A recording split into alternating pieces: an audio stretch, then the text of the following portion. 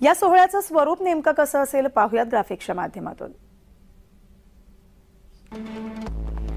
प्रभू रामाच्या मूर्तीच्या निवासासाठी विधी सुरू होणार आहेत। 17 जानेवारीला प्रभू रामाच्या मूर्तीची नगर प्रदक्षिणा काढण्यात येणार आहे।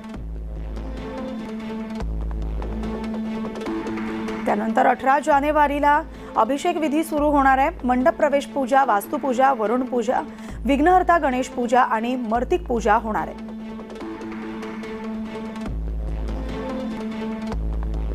19 जानेवारी रोजी राम मंदिरात यज्ञ अग्निकुंड स्थापन करण्यात येणार आहे।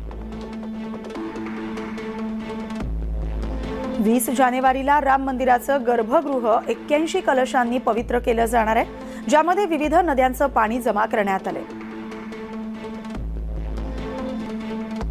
21 जानेवारीला यज्ञविधी, विशेष पूजा आणि हवन या दरम्यान प्रभू रामाला 125 कलशांसह दिव्य स्नान घालण्यात येणार आहे।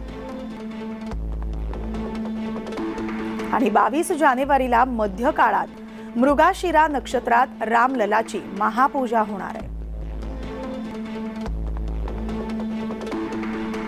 22 जानेवारीलाच दुपारी 12:29:08 हा प्राणप्रतिष्ठेचा शुभ मुहूर्त काढण्यात आलेला आहे।